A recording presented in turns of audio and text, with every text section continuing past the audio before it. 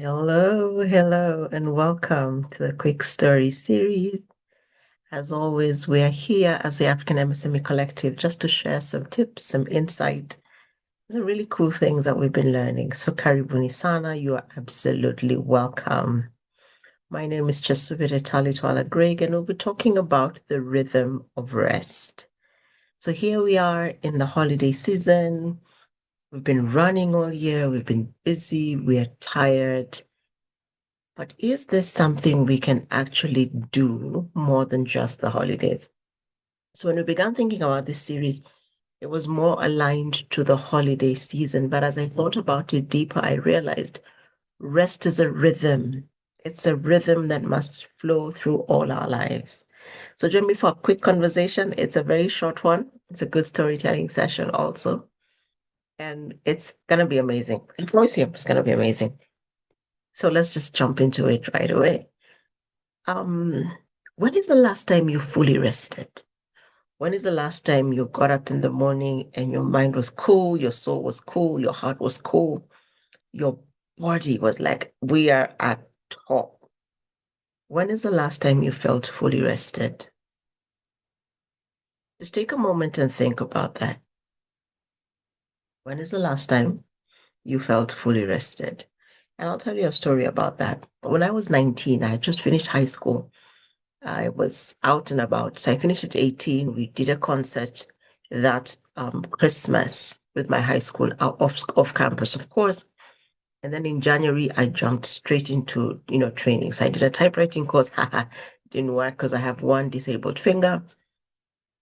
And so I cycled into other things. I ended up in School of Hairdressing. I finished my hairdressing class, shifted school somewhere in the middle, and started working in October. So by then I'm still 19.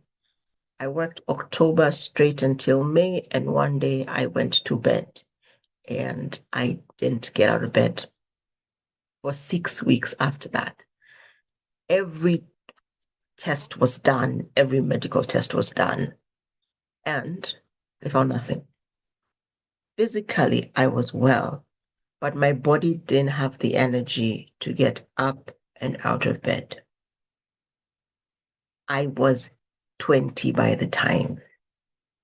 Can you imagine as a 20-year-old going to bed one Sunday after church? You had a full day, then went for fellowship in the afternoon, hang out with your friends, and the next time you're able to go to church is 1.5 months later. Because my body was like, we're done. And so after that 1.5 months, it took me another maybe 6 or so weeks to now really get back on track.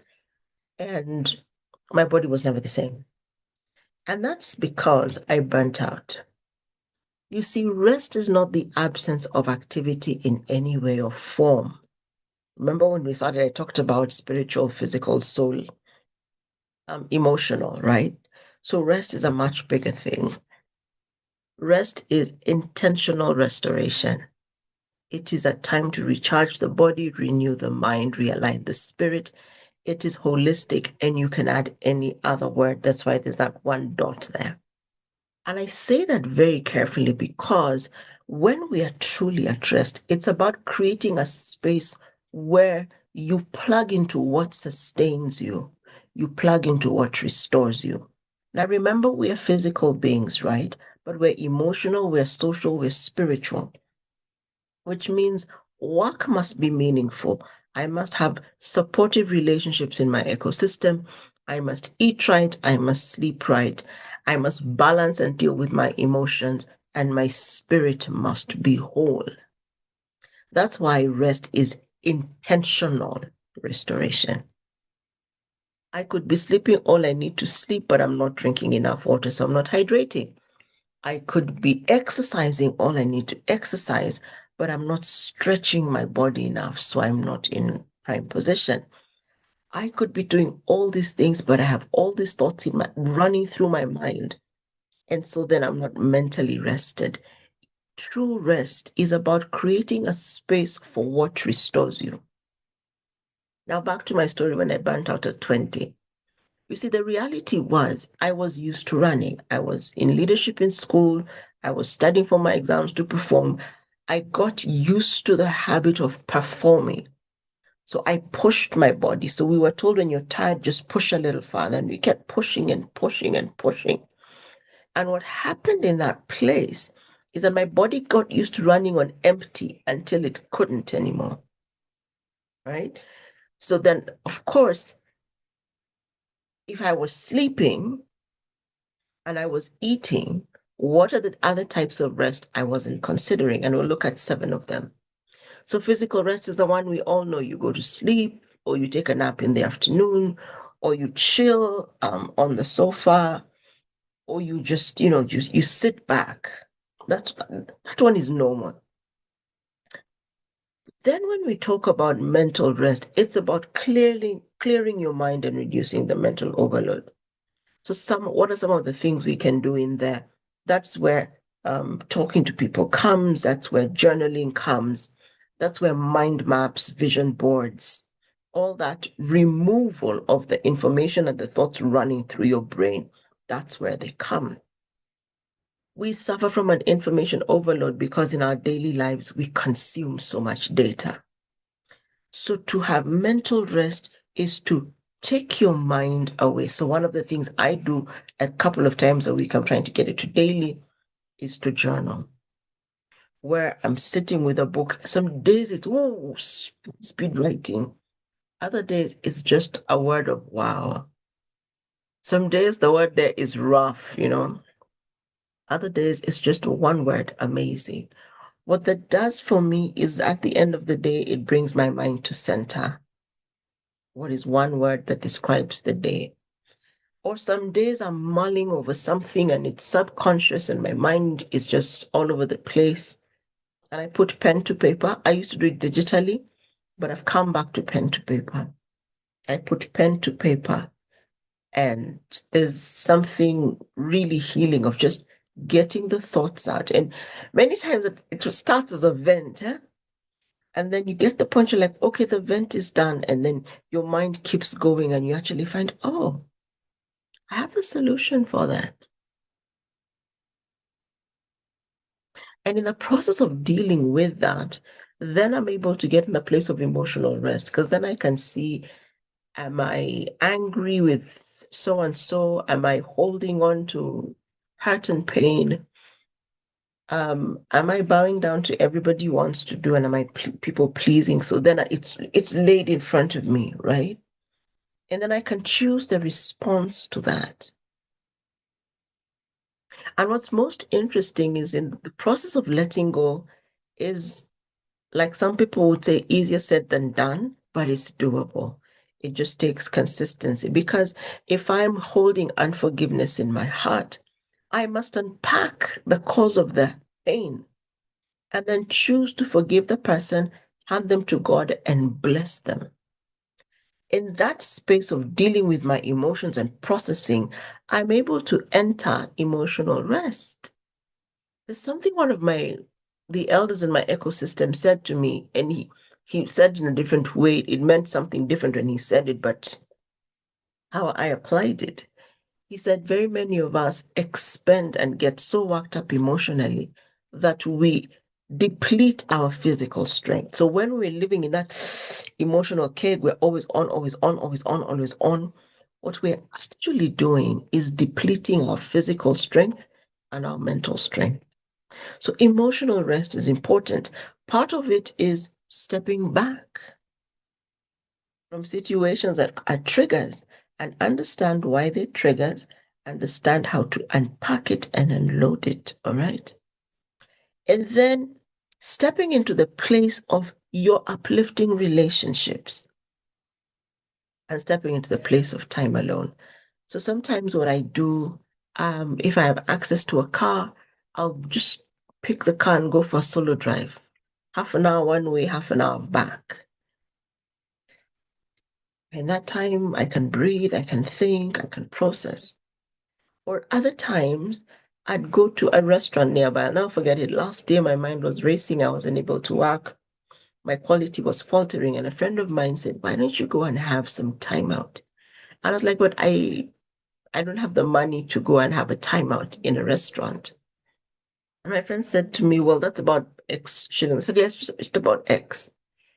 And so they sent me the money, and then they said, go to that one near you and walk back home. So I took a matatu, a public vehicle, a bus to there, got off, had a nice cold drink, had a nice, back home, I love plantain. So I had some fried plantain.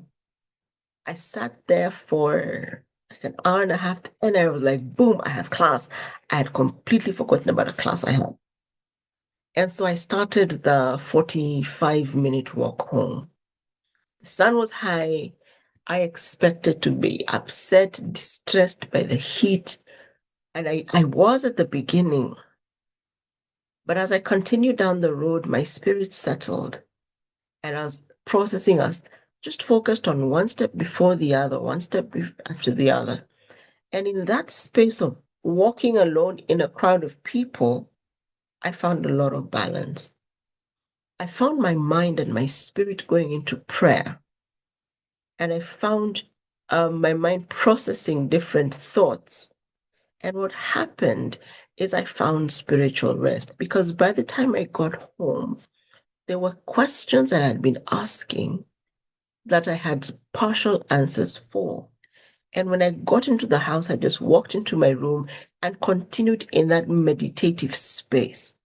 And it was easy to move into worship, it was easy to move into prayer, it was easy to go into scripture and now really solidify the thoughts I had encountered when I was out there alone. But at the same time, remember it's a relationship that got me out of my house into the place of self reflection. So it means that those relationships that give me strength, that give me power, that stabilize me, then are critical. So it means I must schedule time to be with the people who energize me. So I must schedule time to sleep. I must schedule time to just chill. I must schedule time to work and clear my mind, which for me is journaling or listening to a message. I must schedule time to process my emotions and let go of what needs to be let go and hold on to what strengthens. I must schedule time to be alone, but I must also schedule time to be with my people.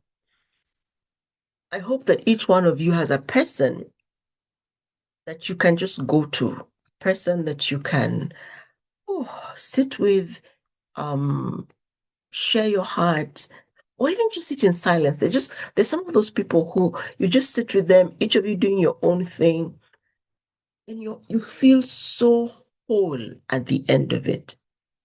Then the other thing you can do is creative rest. So what is it that inspires you? I find sometimes going into nature, one of the biggest things that gets me back to is grounding. So walking barefoot on grass, really thick grass, sometimes on little pebbles, because that just has a way of, filtering up to the whole of your body. The pressure on the soles of your feet is very relaxing. And then just going into those spaces. Sometimes it's going for an art show, like my son likes to do it a couple of times a year, or a museum, or um, a space, craft fair. Oh, that was so cool. We used to do that a lot with my son when he was younger. Every December, we'd save up and go for at least 2 or 3 craft shows. So you have people who've made pieces of art, they've got jewelry, there's clothing, there's artisanal food, there is body products. So you're in a space where people's creativity is showing, and you ask questions and you taste things. We always went to the cheese places because that was amazing. And what that did for us, it reconnected us to our fun, creative side. So we could come home and creatively rest. Now, how do I do this currently? I I create crosswords. I doodle in a notebook. I used to crochet. I used to draw. Well, try to draw. I was never really a good artist. But then what that does for you, it allows you to pour out. The other side of it is when I'm product building. I need this kind of calmness and, ease in nature so that I can come back and ground myself and be able to build effectively. And finally, it's sensory rest. This is big. And I'm learning to do it more and more. I used to be terrible. Oh gosh, my phone used to be glued here. If it wasn't in my hand, I'd feel. So I remember for about 5 years, what I did is I turned off the ringer for my phone. And I still do it today when I'm working. My WhatsApp is off. When I need a break, very often nowadays, I shut down my device. I leave my phone in another room and I come and chill. Now, why is that important? Remember, I started by saying we live in a world where we have an information overload. So there are going to be moments when you must disconnect from screens. And we had a beautiful time of that this afternoon.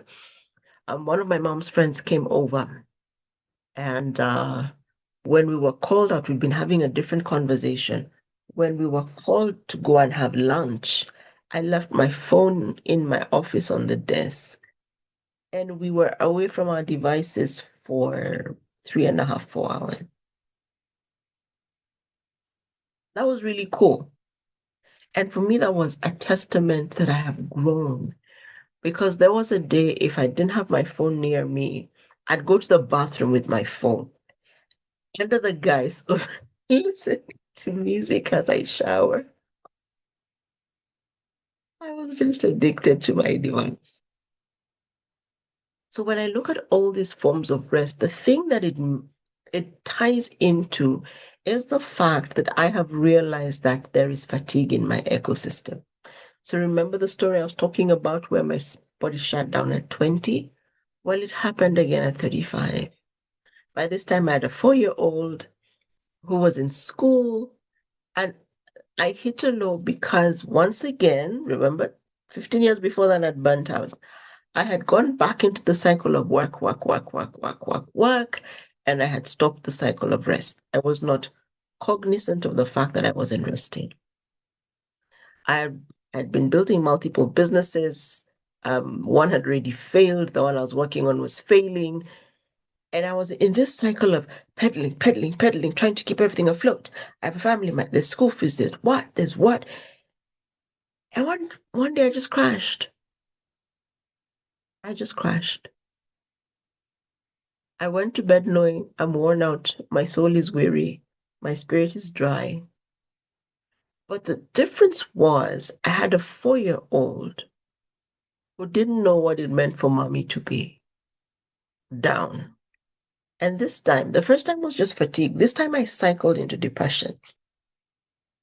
And what happened is my son became kind of the rescue.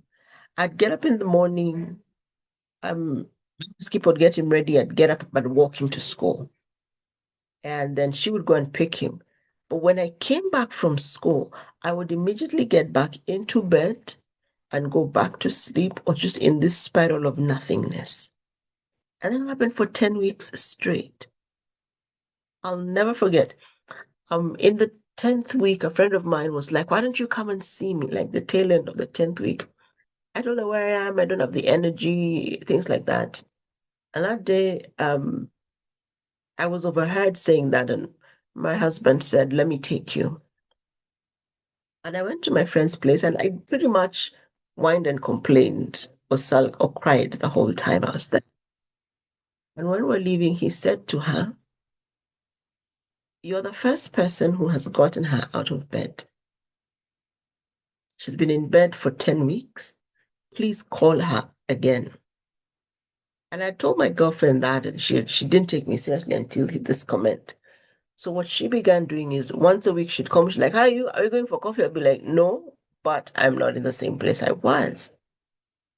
And once again, I had forgotten all these kinds of rest, and I was so focused on building that when what I was building did not work, crunched. That cycle now taught me to be cognizant of rest. During the same period of time, what I now did is I went into therapy.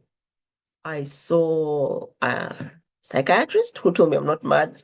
Woohoo! Because I was worried I was going mad. And then I went for counseling and I sat with the psychologist and she listened for 4 hours and then she said the most profound thing to me. She said, the only thing you can change is yourself and the 50% of this mess that is yours. So starting next week, we are not talking about anybody and what they did. We're talking about your part in this. And what that did for me, it helped me realize that I have issues to deal with. I cannot resolve everyone. And she quietly pushed me back into journaling, reconnecting with my people. She encouraged me to get something to help me sleep, stop my mind at night. All these things, without telling me about all these kinds of rest, she pushed me into all those kinds of rest. And then she said to me, all you need is tools that you can continue to deploy for the rest of your life. And what were the tools? Reflection. Why am I spiraling? What's the call? Not the surface call, the root call. Okay, so this is why I'm spiraling. Who is involved? All right? And how do I get out of it? And you always ended up with one thing or two things you can do immediately. What that did for me, it gave me the tools I needed to keep going. So when is the last time you took time to tend your soul, your relationships, your emotions, your thoughts, your body? When is the last time you did that? When is the last time you stopped not to go to church on a Sunday for the sake of going to church, but go to church to feed your soul? So after that crash when I was 35, we went in for a while. And 10 years later, I realized I was not tending my soul as well as I should have. So everything else was suffering. So this time, I cycled into an accountability mentorship kind of relationship with a friend of mine who's a minister. And it was around that time that I had a mini crash. So we went through a financial thing as a family, and so many things fell apart. And once again, I began to spiral. This time, I saw the spiral as it started. I didn't catch it at the tail end. Because most times I would realize what's going on when I hit the bottom. So I spiraled for a couple of hours. I went straight into to see my friend who's a minister. He helped me work through the initial, that surface thing, the wailing, the anger. Actually sat there and wailed for like 15 minutes. The worst was over. And then we began the process of, when you get anxious, what do? So then again, another set of tools, which is similar to the others. Reflect. What's the cause of anxiety? What's making you spiral? What can you do about it? If it's about somebody external, then that you can't do. But what part of it is connected to you, and begin to deal with that. So I tell people I've crashed 2.5 times, because the third time we saw it, we grabbed it. I cried for many weeks after that when I was working through it. But because I had people around who were able to help me tend my soul, my spirit, my relationships, my emotions, my thoughts, then I'm able to come out of it. So some of the things we did, which is really stuff I've already alluded to, is set boundaries. So I began to say no to things, not just because I didn't want to go, but because I didn't have the energy to be good to people. In the spiraling process, I could tell when I get to this place and I feel drained, I'm not a good guest. Okay? So I learned to say no. I learned to understand that no is a full sentence. Are you coming? No. I don't have to explain it to you. I don't have to give you what you think is a good reason. Because right now, that thing, that party, that luncheon, it doesn't matter in the grand scheme of things, because I don't have the energy to be there. The other thing I learned to do is schedule rest. So what have I done? I block off most Monday mornings. Monday mornings, when everybody's running helter-skelter, I have the privilege to be able to have enough control over my schedule to make that a think day. Why do I make Monday morning a think day? People have staff meetings. I have a staff meeting with myself. So I block off that time. And what it does, there are Mondays where, because I work in church over the weekend and I'm ministering to family on Saturday, some Mondays I just don't have the energy. So I'll come back and I'll get an extra 3 hours of sleep on Monday. And I will not apologize for it, because that makes me super productive Tuesday, Wednesday, Thursday, Friday. All right. And then I believe very strongly in routines. So when you wake up in the morning, what do you do when you wake up? Do you have a strategy? Do you have a routine? So I have a friend whose routine is get up in the morning, pray, read the word, listen to either a message or a podcast. Why does he do it in that order? Because that makes sure that he's balanced and he's okay with God, and then he starts his day with something challenging to think about. Now, many of us say, especially men, say we don't have time. I remember listening to somebody who said, if you need 10 minutes to pray, push your alarm clock backwards 10 minutes. So if your wake up time is 5 a.m. and you need 10 minutes to pray, wake up at 4:50, 10 to 5 a.m. What that helps you do is you have a routine. My morning routine is I wake up, I do my moments of meditation, I take my son to school, and then I do a 40-minute walk. Why 40-minute walk? I am not going to run. Right? Oh God, my friends are trying to get me to run.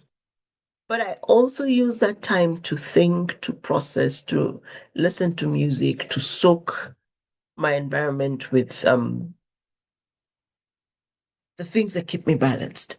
One of the things I find interesting is some mornings I wake up with a song in my mind.